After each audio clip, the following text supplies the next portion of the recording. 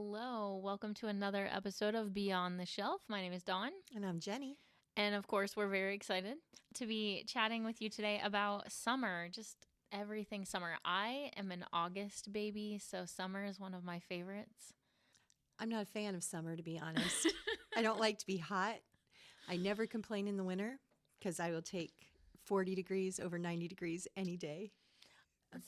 There's just something very energizing, I think, about like the sun being out. That's true. The That's sky fair. clear and all of that. So, But you're just like an alabaster baby, though, so you can't really be in the sun very much. This is true. This is true.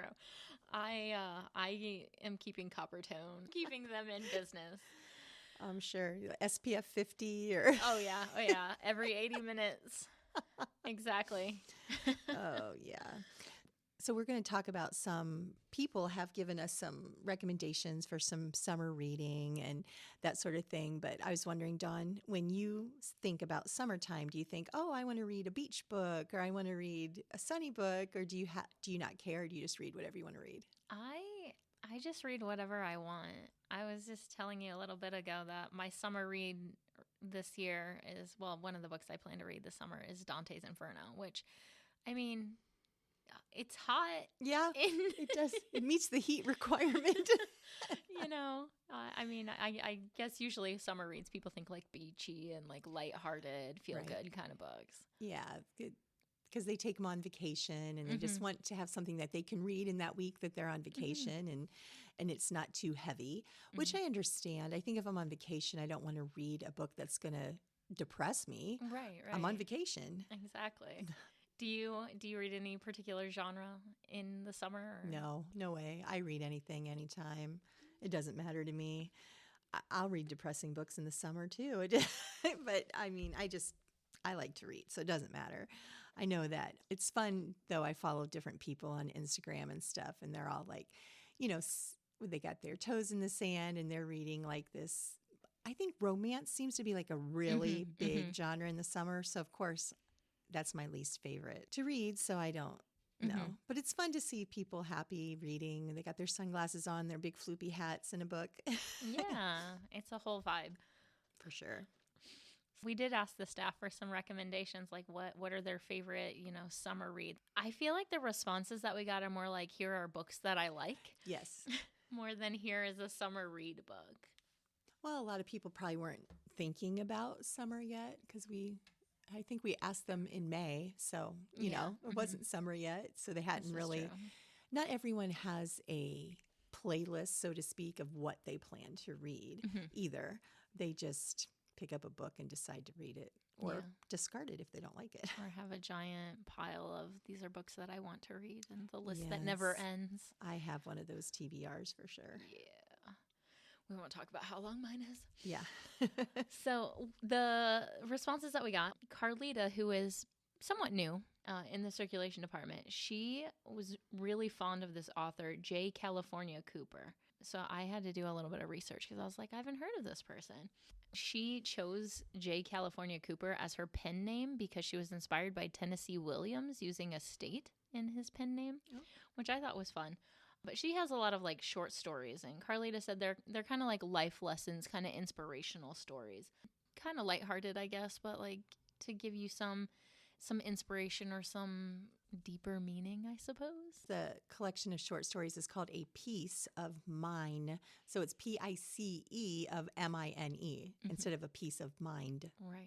Which threw me off for a minute. I thought piece was just misspelled on the email. I'm pretty sure I copy pasted that from somewhere, so hopefully somebody else didn't spell that wrong. It was interesting because California Cooper, she started out as a playwright, but then Alice Walker, that we know from, is it A Color Purple?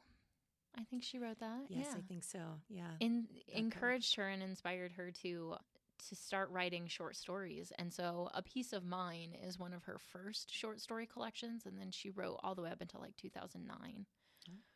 I am probably going to have to pick up a book from her because Carlita just seemed like she really enjoyed the author. So, yeah, I haven't heard of her either. It makes sense if she started off as a playwright that she would use Tennessee Williams as her, inspiration for a pen name. So that's fun. Yeah. Also, we had a couple of other recommendations from one of our pages, Ashley. pretty much everything that she recommended, I've already read. She happens to be my daughter, so we seem to read a lot of the same books. A couple that she mentioned that I haven't read was The Other Bennett Sister by Janice Hadlow. She really liked that one a lot. Is that one about Mary Bennett? I think so. Yeah. Yeah, because Mary was actually like in the play or the movie or whatever. She's the reader. Mm-hmm. Mary is. She's kind of the keep to herself. And Yeah, she's kind of the gets nerdy lost one. in a book. Yeah. And then she recommended Are You Really Okay by Deborah Fielta and Long Story Short by Lisa Brown. And I haven't read either of those, but she liked them. Did see one of the ones she recommended was a Frederick Bachman book. And Oh, you are a big I love Frederick fan. Bachman. Yeah. Anxious People was one that she recommended. A Man Called Ova is my favorite one of his. But I've read basically everything that he's written. I've read so far. Anxiously waiting for him to come out with something else. Yeah, I love him. I would read him any time of year, so it doesn't matter. Doesn't have to be I don't a have to be summery on the read. beach. Yeah. And then we both read this story called Blood Sugar by Sasha Rothschild. Mm-hmm. And so this story is it's like a murder story. I think like the tagline was she has been accused of 4 murders and she's only committed 3 of them or something like that. So she's innocent on one of them. But it's a really fast read. I would consider it almost a summertime read just because it reads so quickly, but it is a little ridiculous. Ashley, I know, listened to Beyond the Wand by Tom Felton. He played Draco Malfoy in Harry Potter. I read his book. I read it. She listened to it, and the person that reads it is Neil Patrick Harris. So she really enjoyed that a lot. No, he doesn't. I'm so sorry. Tom Felton reads it. It's his book. He read his own book. Yes, that makes sense. I was thinking so. No, Neil Patrick Harris reads Murder Your Employer by Rupert Holmes. Oh, okay. So that's where I got confused, which is another one that I loved. And I tell everybody, I've told so many of our patrons to check out Murder Your Employer by Rupert Holmes. I know it sounds awful. Sounds really bad, but this book is really funny. And the author is Rupert Holmes, and he actually is the guy that wrote the Pina Colada song from the 70s. I don't know if you ever heard that song or not, but I won't sing a bar or two, but you'll have to look it up. That's great. Some other ones that were recommended, The Reading List by Sarah Nisha Adams, which was one of our book club books. Interestingly, it's a book about like a library and books. Yes, it's a book about a reading list. I mean, it's really It's challenging right there in the yeah, name. it is. I liked it a lot. I thought it was good. Okay, so some other recommendations. So I did actually talk with Marcia, who does trendy titles. So she's always keeping an eye out for, the up and coming books. Some that she recommended and that I stole from her list. Amanda Flower, Ohio author. Yep. She does a lot of like cozy mysteries, which you read one of hers that isn't really like a cozy mystery though. It is a mystery though. Yeah. It was a book about Emily Dickinson was like investigator in it type of thing. It was called Because I Could Not Stop for Death. And that's Amanda Flower, but Yes. Emily Dickinson's main character. Cool. So yeah, if you're looking for if you like a little mystery, that I would say Amanda Flower's books are probably pretty quick reads. Yes, Yeah. definitely. Yeah. Fast. So I just got really excited and learned about this when I was looking at these authors. Emily Henry, in the past few years, has become like the name in like summer reads. She even has a book called Beach Read. She is from Cincinnati. So she's an Ohio author, which I did not know. Yeah, I put exclamation marks on the notes. So Beach Read, The People We Meet on Vacation, Book Lovers. And then she just had one that came out in April called Happy Place. So this little story about Happy Place is I happen to follow this actress and actor on Instagram. Their names are Genevieve and Jared Padalecki. And Genevieve has a book club. And Happy Place was the book that they read like in May, I think. Actually, she and her husband both read it. And then they interviewed the author live on Instagram. So that's super cool. I thought it was fun. Now this next one I thought sounded interesting when I started reading the description about it. It's called A Most Intriguing Lady. It's by Sarah Ferguson, who's actually the Duchess of York. I don't know what that means, but it sounds important. It just means she's not a local Ohio author. Yes, that's precisely what it means. Yes. So this book, A Most Intriguing Lady, it's a historical romance. And at first I'm like, okay, historical romance. But I mean, technically so is Pride and Prejudice. So we'll let that one go. But it's set in Victorian London. And it's about this duke's daughter who like moonlights as an amateur sleuth for like the high society people, which I just think sounds so clever. I love the whole concept of like, you know, they're supposed to be like all prim and proper and whatever. But then she's like secretly a detective and like, who knows what she knows about the high society people. Yeah, you'll have to read that and let us know what you think. I think I might. It's pretty popular right now, so it'll probably take a little bit to be able to get it. But so Tom Hanks is an author. Yes. We have one book in our fiction section called, I think it's called An Uncommon Type, but it's sort of like some short stories and stuff that he had written. So he now has his first novel, which I don't even know how old Tom Hanks is, but he's been acting and doing so much for as long as I can remember. He's got to be 70-something for sure. He has to be. Tom Hanks, if you're not 70, I apologize on behalf to be. of Jenny. So like in 84, I think I was 14 and he did Splash. So that was like 50 years ago. And even if he was only 20, that would make him 70. So I'm positive that he's over 70 because he's just been around forever. Am I wrong? He is 66. That's a lie. There's no way. 67 on July 9th. Well, he probably just unsubscribed from our podcast. I apologize, Sorry, Tom Hanks. So let's talk about Tom Hanks' first novel. So, like I said, he's written some short stories before, but this novel is called The Making of Another Motion Picture Masterpiece. But I feel like if anybody knows anything about making movies, it's going to be Tom Hanks, right? Right. Yes, I have that on hold to listen to his audio because I love you, Tom Hanks. And it's because I can't do math that I said 70 because the 80s was 40 years ago, not 50. Holy cow. I tried to age myself by 10 years. So there you go. So The Making of Another Motion Picture Masterpiece, which is a tongue twister and a mouthful. It spans 80 years and there's several characters and it kind of just like is how all of these characters interact leading up to the making of this movie, of a movie. And he actually has like a name for it. I just read it. It sounds like some kind of like fantasy thing. But it was described as being like really funny, but also thought-provoking, which feels very Tom Hanks to me. Yes, he, as an actor, has played those kinds of roles. I mean, he's actually one of the guys that, and I think Dustin Hoffman is like this too, that they can tackle any role. The only thing about Tom Hanks is that his voice is so distinct that you always know it's him. No matter, I mean, like you can be in another room and just hear somebody talking and you know it's Tom Hanks. That's Woody from Toy Story. Yes. I know it. Yes. Or the Polar Express guy. Exactly. So, but everybody from Polar Express. Yeah, but he is so versatile. So it's not surprising that his book would be like this that too. Just turned into a Tom Hanks appreciation podcast. Yes, because I'm so embarrassed that I said he was 70. Can we cut that part out? No, probably not. Thanks. All right. Do you have anything you're looking forward to reading this summer? Oh, I just have a big list of stuff. I started the Bangalore Detectives Club, and actually I'm really liking it a lot. I'm about just a few chapters in, so that one's good.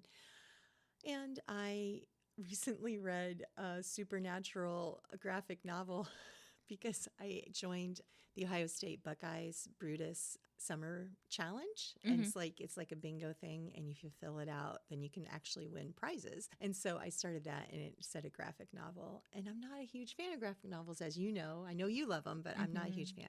So I decided to look up a graphic novel that I thought I would like the story too, because I like supernatural so much. And so I liked it. I liked it a lot. Brilliant. So.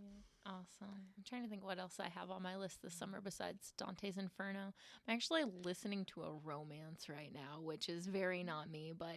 And the look on your face was like, ugh. Can you believe it? I know. I'm actually really enjoying it. It's really cute. There's a TikTok creator that I follow, and they were talking about how they haven't really read a lot of books that had characters like them, and this particular one did. And I was like, okay, I'm going to listen to it. And it's been really fun. And it's like these people are on this reality cooking show and like everything that happens with that. So there's, you know, some food stuff and then some like cute other mishaps and whatever. And it's pretty much been really adorable. So I'm actually enjoying a romance right now. Do you know the name of it? It's called Love and Other Disasters, and the author is Anita Kelly. It's been pretty cute. Nita Prose, N-I-T, not Anita. Yeah. She wrote The Maid, Okay. which I liked, and that is a very light read. I would recommend that one for summer. It's a quick read. It was good. The Maid, yeah.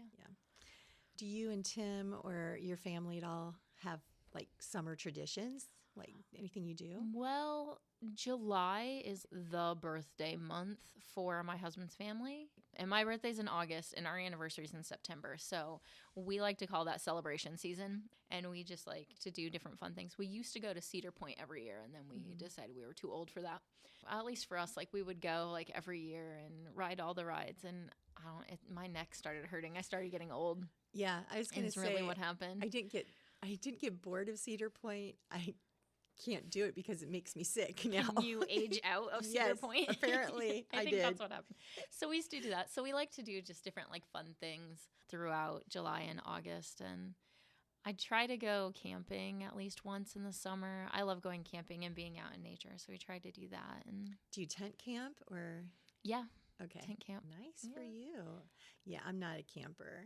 Yeah. I love camping. I love being outdoors. Unfortunately, I also have allergies. So yeah, between the sun and the allergies, I'm outside, but the outdoors wants to kill you, but you love it love anyhow. It.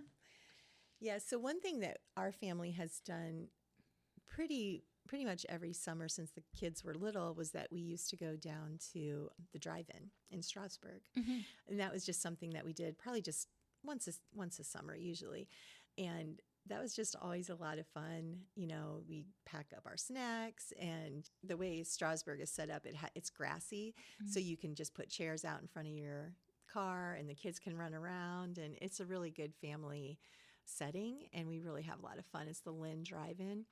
So this summer, though, my husband and I are trying to hit several of Ohio's drive-ins this year. So there's like 24, I think, that are still functioning in Ohio. I've literally never been to a drive-in movie. This is gosh. on my bucket list. You have to do it. So we went to Barberton's. I think we're going to try and go to Wadsworth because that's close. And then there's a couple that we're going to have to take some like weekend trips to go to. That's kind of on our list. So hopefully there'll be enough movies that come out to warrant doing it. But if the movies that are out are like not so good, we are not going to go and do it. But we love going to the drive-in. It's just a lot of fun. I just think it sounds like such a neat experience, and it like it feels very classic. It makes me think of like the Cars movies from Pixar. Yeah, romantic feel to it or something. Oh yeah, or you can take like a whole, like most of them there's like $25 charge now for like the whole car. Okay. So you can like just take all your friends and just tailgate and you can like bring your own snacks and stuff? Not anymore. No. So almost all of them you can bring your own snacks, but then they're going to charge you a $10 fee, I think, for bringing in your own food. And I understand the reason is because the way the movie business is, the way they make their money through concessions. Ticket sales really don't bring in that much for movie theaters, so they need to make their money through concessions, and that's why when you go to the movies, a small popcorn is $12. Yeah. So yeah. But you got to go. You've got to go. I need to. So much fun. I'm going to put that on my list for the summer. And depending on what time of the summer you go, make sure you take bug spray with you because the mosquitoes will attack if you have your windows down. There are actually a few things happening in and around Orrville this summer. And a lot of these are actually free activities or cheap activities, which is even better, especially if you have a gaggle of children or you're just cheap. It's okay. It's fine. So, of course, we have stuff to do here at the library. We've talked about summer reading. If you don't know about summer reading, go back and listen to the June episode or just come into the library and talk to us. And you can also learn more about the library van if you go back and listen to the June episode too. So the van is going to be at different parks at different places around Orrville this summer. We also have our story walk, which is super fun. It's behind the dog park. It's still behind the dog park, which is behind the skate park now. Which is behind Bell Stores. Yes. It feels like it's really hidden, doesn't it? It's not a secret, unlike Secret Park, which is on the south side of town. I've never even heard of it until this year. We was learned a well-kept secret. Right. So happening at the Story Walk, the July book is called Senorita Mariposa, which is a bilingual book. And it is sponsored by the Tuesday Book Club, who is a really great club. They meet here every once in a while. So you can go out and you can walk through the Story Walk around that little pond and read that book. That's a great family activity because the kids can like practice their reading. There's some movement between each of the pages as you go along the Story Walk. But one thing that the children's department is doing, which I think Tammy talked about a little bit, is the community bug walks that they're doing this summer. And my understanding from a conversation that I had earlier today is that there are a lot of bugs there. So the community bug walk will be productive in finding bugs, specifically ants. There's a colony of ants that have decided to make themselves at home on one of the storybook or the story walk stations. Okay. So you'll definitely be able to see some ants and probably some other bugs and learn about different bugs that live in community. So if you have like a little bug lover, you can register for the bug walks and then go out and learn some things from our library bug expert, which we have. Mm-hmm. Yeah, and it's not me. Just saying. It's not Jenny. I'll talk about books all day long. You go talk about bugs with Corey. Yes. She's the bug lady. The bug lady. I love it. One of the things that Growing Healthy Habits, that organization does, is Orrville Moves. And they've been doing this. It used to be called Orrville Walks. They've been doing this for several years now. But the library is one of the places where you can log your activities. So there's a little iPad kiosk where you can like scan your little Orrville Moves card and log your activities. So the activities don't have to just be walking, which is why they changed the name to Orrville Moves. So they have a conversion chart so you can convert your swimming or your biking or your gymnastics, whatever other activity, into miles to be able to log your activities. So, you know, it's a good way to get out and choose to do something physical, but they also have sponsors who donate prizes. So every week there's like a different prize basket that you can win. I know that my kids, when they were little, sometimes we would go to the Orr pool. Mm-hmm. I didn't go to it a whole lot because I get a little bit of anxiety with that many people personally. But I think that even though it's not free to go to the Orr pool, it's still only $4 for adults, $3 for kids. Mm-hmm. And it is obviously very widely popular. Mm-hmm. But one thing I think is really cool that they just opened, and I think it was just at the end of summer last year, was the splash pad.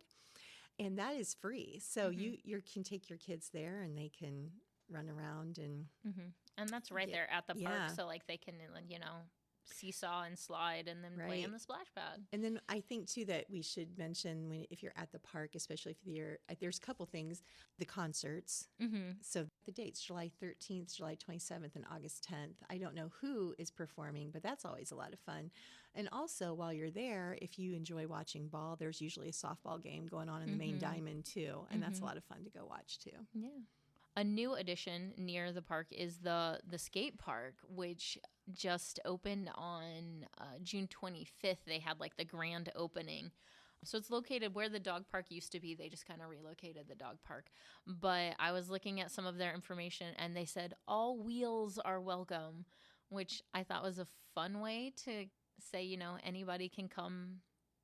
Yeah, but it seems a little dangerous because I feel like if I would drive my Yukon over there, it probably wouldn't be as welcome as maybe like a skateboard. This is true. Maybe it's like people on specific wheels, not like in the vehicle on the wheel. Right. Small wheels. All small wheels. Small wheels. It has to be under a certain diameter. Yeah. So, yeah, skateboards, roller skates. I would imagine that means like bikes. If you did like any sort of bike trick kind of things, could be fun. Probably. Mm-hmm. So I had mentioned the Rails to Trails, and we actually have the start of one of those paths is right near downtown, is at the old depot. They have a little start for that, and then it winds through Orrville a little bit. And those trails, there's actually several of them that they're trying to get all connected up. Yeah. You can see a whole map of those on their website, which is waynecountytrails.org. and they have like 5 trails that not all of them are completely connected up yet, but they're really beautiful paths. We biked on one of them, the one that I think has a start at Dalton. Mm-hmm. And it was really nicely shaded in a lot of spots. And That's the Sippo Valley Trail? I think so, yeah. That used to be, obviously, and most people probably know this, but one of the reasons it's called Rails to Trails is because it used to be a railroad. Yeah.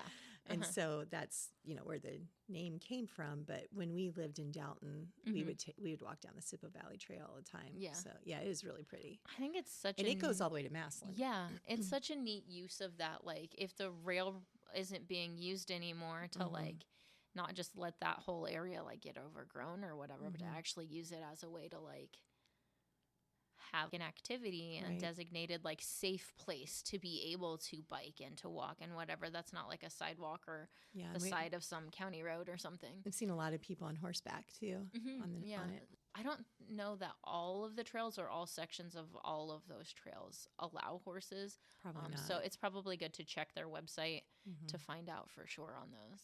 So my husband is a fan of trains, and so we have actually done this. The Orrville Railroad Historical Society has train rides, and they used to do like smaller, like little tram track things at the depot. But now they do their train rides. You load and unload over off of Crown Hill by Scott's Miracle Grow over there. Okay. They have like a place you can load there. So the thing about that, or riding these trains on like their open air passenger train car, is that there are only like certain dates that they do it, and there is a cost. It's $15 for tickets, and I think it's like $15 for like everybody. I'm sure under a certain age is free. So you do have to buy the tickets on their website before you go over there. I don't think they handle any money there or anything like that, but it's just like a neat experience, especially like in this area. There's not a lot of chance to ride a train anymore. So to have that little neat experience of riding on the train and like getting to travel, and the way that train tracks go, it's a completely different scenery and a different view of an area that you think you're familiar with. So you get to like see a different side of it at the same time. Yeah. So a couple summers ago, my husband and I went down to, it's in Logan County near Hocking Hills. We went down to Nelsonville and we rode a steam train, and it was an open one, and we sat in what we found out now is like the soot zone. And so we were just covered. I mean, we looked like hobos when we got off that train. We were black. Genuine train experience. Yes. And it was so, we just ended up laughing because it was so, I mean, it was in your hair. It was everywhere. But it was a fun experience. We did it together. So could have gotten mad, but what would be the point? So we're like, maybe they should put a little warning, like if you sit in these, it's kind of like the splash zone at SeaWorld, warn the people that they probably are not going to want to go out to eat right afterwards. Go back to your hotel. We had to go back to our hotel and shower before we could go get dinner. So if you're interested in a train ride with the Railroad Historical Society, you just go to orrvillerailroad.com.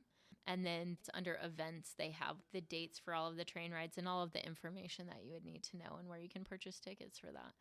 Yeah, I think it's fun. And I think you should do that with kids for sure. It's a neat thing. And the tickets, I think, are really reasonably priced.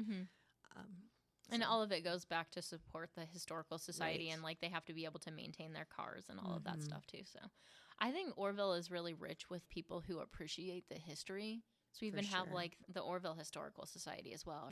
I think they do a great job of maintaining the Smith Orr house, the lawn being available for graduations and weddings and stuff. And all of that is super cool.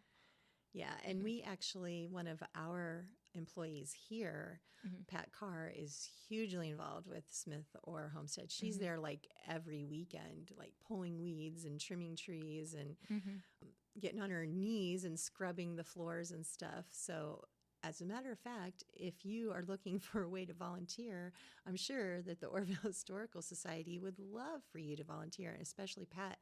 It's an interesting house. I actually went in there for the first time this past summer. For the 10 years I've lived here, I had never actually been inside until this past summer when it was open for the Rib Fest. And got to like walk through and see the different things and learn about like, some of the people who were here when the town was founded. Speaking of the Rib Fest, when is that coming up? That is on August 11th. Some stuff that happens over on the lawn there at the homestead. They always have music and, of course, the food. Barbecue. Over there, the barbecue by the depot. So, yeah, August 11th. Is it Friday night and Saturday or Saturday and Sunday? It's Friday, Saturday. Okay. Yeah. Yep. That's always fun and delicious. I know that this episode is being released the first Friday in July, which is July 7th, but fireworks will be the next day. So July 8th, if you're listening to our podcast on the 7th, don't forget that Orrville has the best fireworks show on the planet. Northeast Ohio, on the planet. Yes, on the planet, I'm sure. So, and that's free. Now, of course, they're always taking donations because the firemen put that on and the fire boot, passes around. But we used to go to Gailey Park and sit there and watch it. And then everybody else found out about Gailey Park and goes there. But now I have a family member that lives like in town. And so we're able to just be in her backyard and watch it. So that's a lot of fun. Yeah. We discovered a couple of years ago that we live on West Market Street, like up on the hill. And so we can just kind of like go outside and go to this one particular lawn area and we can see right down to the park without having to get down into the crowds and everything. Yeah. Because those crowds. Oh, I don't remember how many people come into our town, but it's huge. And especially thousands. Like recently, like last year, it was incredible. Like the population of Orrville is like 8,000 people. And I'm pretty sure that we have like, I would probably say at least like 2,000 non-residents that come for that. Oh, it's way more than that. It's got to be. I'm bad at estimating numbers. It's got to be some incredible amount. It is. It's really big. And as a matter of fact, as a little PSA, if you want to use your mobile phone, don't count on being able to use it that night. No, absolutely. Yeah. The service is it's not incredible. great. And but it's so well worth it. Now the parade will already be passed when this episode releases, but I think our parade is pretty special too in this town. Great. Yeah, it's fun. Other towns that maybe are this size don't necessarily like have a parade, but Orrville has a lot of spirit, I guess, is the way to put it. Yeah. That's like, a great way of putting it. People here are proud of this town. For sure. Absolutely. So we've got a couple of things coming up here in the library this summer. There's the Heart Art Mural. Is that mostly for children or is that for everybody? Well, on the website calendar, it says all ages. Okay. So I would say everyone is welcome to participate. The way that works is that they'll have like construction paper or a piece of paper that you can come and get, and then you get to like design a heart in whatever fashion that you choose, and then we'll make a big wall mural of all of those designs together to go with our summer reading theme of All Together Now. It's everybody's hearts all joined together. It's precious. I know the teens, and I believe you'll be in charge of this, will be able to do their tie-dyeing on July 20th. And then you'll have 2 times for that, right? Yeah, we do. The tie-dye has always been really popular to do. And we provide the T-shirts. We provide the dye. The past couple of years, I've been doing it outside so we can kind of spread out and you can just design your own tie-dye T-shirt. Yeah, it's fun. So you can sign up for that for one of the 2 sessions. It's at like 5 or 6 o'clock. And then we have a special summer edition of our cookbook club, and that's going to meet July 10th at 6 o'clock. So they're actually doing a little differently. Instead of doing a specific cookbook like they usually do for the monthly cookbook club, they're just kind of inviting you to like make your favorite summer dish and share that way. I hope they don't have 15 macaroni salads show up. But they'll all be different. Right. Well, maybe somebody will do like some barbecue and somebody else will make a pie or something. And just be like a cute summery picnic cookbook club. So circling back to the bug thing. Oh, yay. Hooray. My favorite. Will there be spiders too? There might be. Oh, boy. On Friday, July 21st, and the registration for this is already open, the United Titanium Bug Zoo will be here at the library. And this is a children's program. Again, if you have any small bug enthusiast, there's going to be a bug zoo. I'm kind of curious to see like what that includes. Yeah.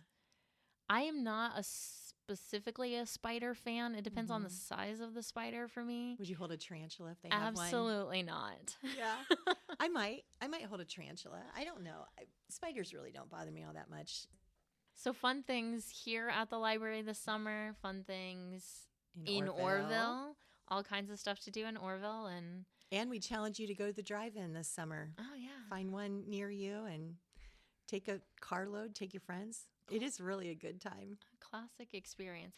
Well, I think that about wraps this up. I just want to say thanks for joining us again. I'm Jenny. And I'm Dawn. We hope to see you at the library soon.